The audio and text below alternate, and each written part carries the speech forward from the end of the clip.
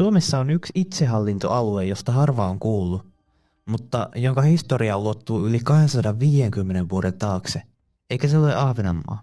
Kyse on Kallankareista, pienistä Perämeren saarista, joiden asukkailla on yhä tänäkin päivänä oikeus päättää itse omista asioistaan, kalastussäännöistään ja jopa karkotuksista.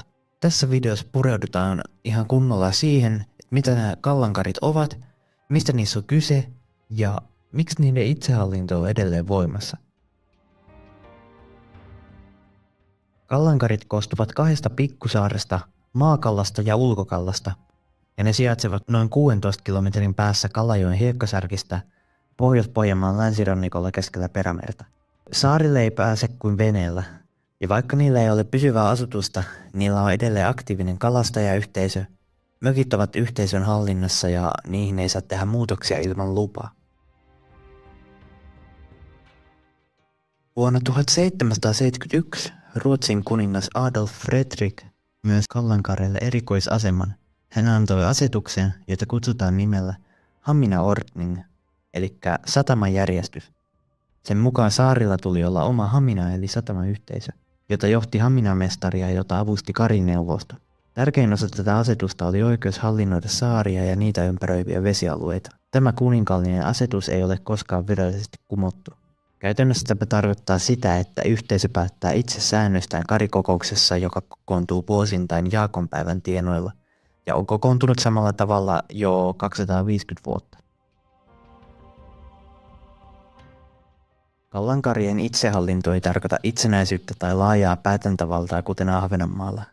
Kyse on hallinnollisesta itsehallinnosta, oikeudesta päättää omista sisäisistä asioistaan, erityisesti kalastukseen ja kurinpitoon liittyen.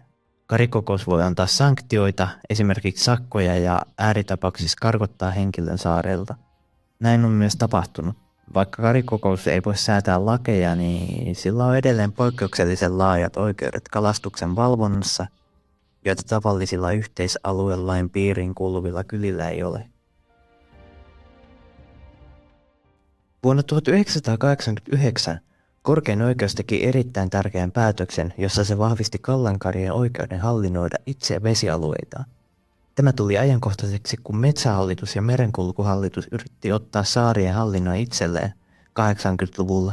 Kalastajat vetosivat kuninkaan asetukseen ja voitti. Korkein oikeus totesi, että Kallankarit toimivat juridisesti kuten yhdistys tai kunta. Lisäksi vesialueet eivät ole yleisiä, vaan yksityisessä yhteisön omistuksessa. Virallisesti Kallankarit kuuluu Kalajoen kaupunkiin, mutta Kalajoen kaupunginjohtaja on suoraan sanonut, ettei Kalajoki tee päätöksiä saarten asioista, vaan ne kuuluu niille karikokouksille. Käytännössä kyse on hiljaisesti hyväksytystä itsehallinnosta. Karikokous valitsee yhä vuosittain aiemmin mainitun haminamestarin, joka toimii yhteisön keulahahmona ja päätöksenteon vetäjänä. Kallankarien itsehallinto on oikeudellinen poikkeus. Se ei ole osa Suomen nykyistä hallintomallia, mutta sitä ei ole myöskään kumottu. Juristit kuvaavat sitä vakiintuneeksi tapaoikeudeksi, ja professori Markku Suksin mukaan vastaavaa ei juuri löydy muualta, koska missään muussa itsehallintoalueessa ei ole kyse asumattomista saarista. Kallankarit ovat ainoa jäljellä jäänyt kalastajayhteisö, joka on onnistunut säilyttämään ja ylläpitämään historiallista itsehallintojärjestelmää yli 200 vuoden ajan. Kallankarien tarina on kyllä erikoinen yhdistelmä historiaa, oikeutta ja yhteisöllisyyttä. Vaikka ne saaret on aika pienehköjä ja syrjäisiä, niiden asema on edelleen esimerkki siitä, miten menneisyyden päätökset vaikuttaa vielä nykypäivässä. Tämä oli mielenkiintoinen tarina Suomen historiaa, joka tuntemisesta ei varmaan haittaakaan ole. Se on moro.